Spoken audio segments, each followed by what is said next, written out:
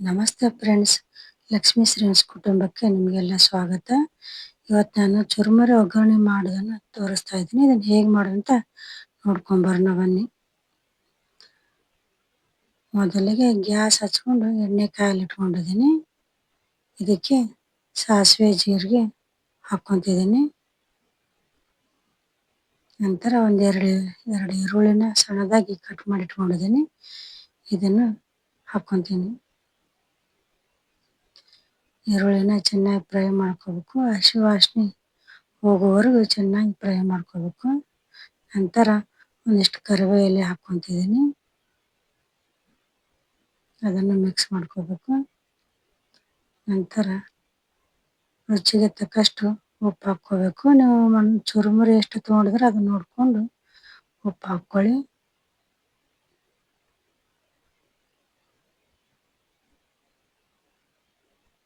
ನಂತರ ಇದಕ್ಕೆ ಹಸಿಮೆಣಸಿನ್ಕಾಯಿ ಪೇಸ್ಟ್ ಹಾಕ್ಕೊತಿದ್ದೀನಿ 1 ಸ್ಪೂನು.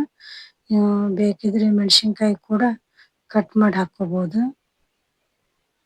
ಇದನ್ನೆಲ್ಲ ಮಿಕ್ಸ್ ಮಾಡ್ಕೋಬೇಕು. ಮೆಣಸಿನ್ಕಾಯಿ ಪೇಸ್ಟ್ ಎಲ್ಲ ಚೆನ್ನಾಗಿ ಮಿಕ್ಸ್ ಆಗಬೇಕು. ಇವಾಗ 1/4 ಟೀ ಸ್ಪೂನ್ ಅರಿಶಿನ ಪೌಡ್ರ್ ಹಾಕ್ಕೊತಿದ್ದೀನಿ. ಇದನ್ನು ಒಂದ್ಸಾರಿ ಮಿಕ್ಸ್ ಮಾಡ್ಕೋಬೇಕು.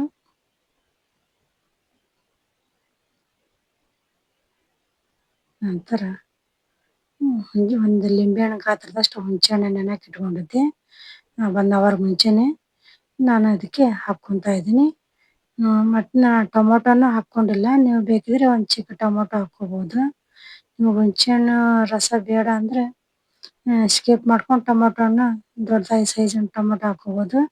ಆದರೆ ಇದಕ್ಕೆ ಸ್ವಲ್ಪ ಆದರೂ ಹುಣಸೆಹಣ್ಣು ರಸ ಹಾಕಿದ್ರೇ ಚೆನ್ನಾಗಿರುತ್ತೆ. ಇದನ್ನೆಲ್ಲ ಚೆನ್ನಾಗಿ ಮಿಕ್ಸ್ ಮಾಡ್ಕೊತೀನಿ.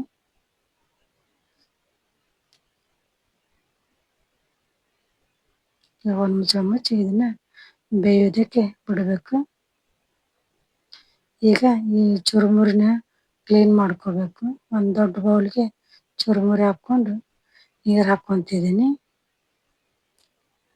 ಚುರುಮುರಿ ಗಲೀಜಿರುತ್ತೆ, ಅದಕ್ಕೆ ಇದನ್ನೆಲ್ಲ ಕ್ಲೀನ್ ಮಾಡಿಕೊಂಡು ನೀಟಾಗಿ ಕ್ಲೀನ್ ಮಾಡ್ಕೋಬೇಕು ಚುರುಮುರಿನ.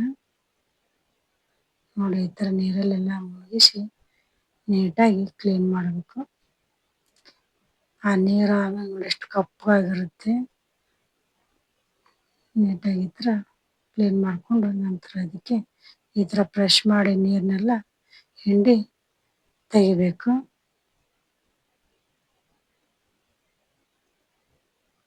ಚೆನ್ನಾಗಿ ಕ್ಲೀನ್ ಮಾಡ್ಕೊಳ್ಳಿಲ್ಲ ಅಂದರೆ ಒಂಥರ ಸ್ಮೆಲ್ ಬರುತ್ತೆ. ಅದಕ್ಕೆ ನೀರಲ್ಲಿ ಚೆನ್ನಾಗಿ ಕ್ಲೀನ್ ಮಾಡ್ಕೋಬೇಕು.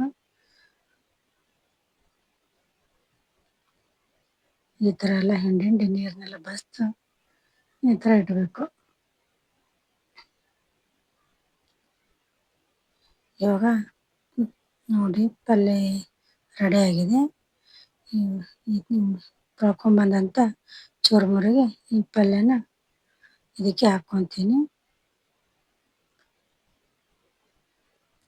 ಇದಕ್ಕೆ ಹುಳಿ ಕೂಡ ಅಂತಾರೆ ಪಲ್ಯಕ್ಕೆ. ಹಾಕ್ಕೊಂಡು ಇದನ್ನ ಮಿಕ್ಸ್ ಮಾಡ್ಕೊತೀನಿ ಚೆನ್ನಾಗಿ. ಇದನ್ನ ಆದಷ್ಟು ಕೈಲೇನೆ ಮಿಕ್ಸ್ ಮಾಡಿಕೊಂಡ್ರೆ ನೀಟಾಗಿ ಮಿಕ್ಸ್ ಆಗುತ್ತೆ.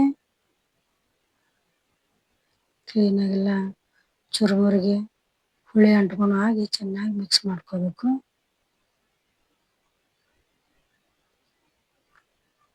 ನೋಡಿ, ಚೆನ್ನಾಗಿ ಮಿಕ್ಸ್ ಮಾಡ್ಕೊಂಡಿದ್ದೀನಿ. ಇವಾಗ ಇದಕ್ಕೆ ನಾನು ಪುಟಾಣಿ ಹಿಟ್ಟನ್ನು ಹಾಕ್ಕೊತೀನಿ.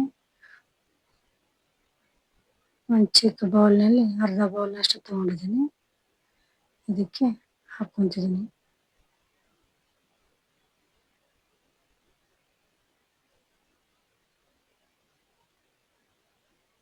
ನಾವೊಂದು 5-6 ಜನಕ್ಕೆ ಆಗೋಷ್ಟು ಚುರುಮುರಿನ ಮಾಡ್ಕೊಂಡಿದ್ದೀನಿ. ಇದನ್ನ ಒಂದು ಪ್ಲೇಟ್ಗೆ ಸರ್ವ್ ಮಾಡ್ಕೊತೀನಿ.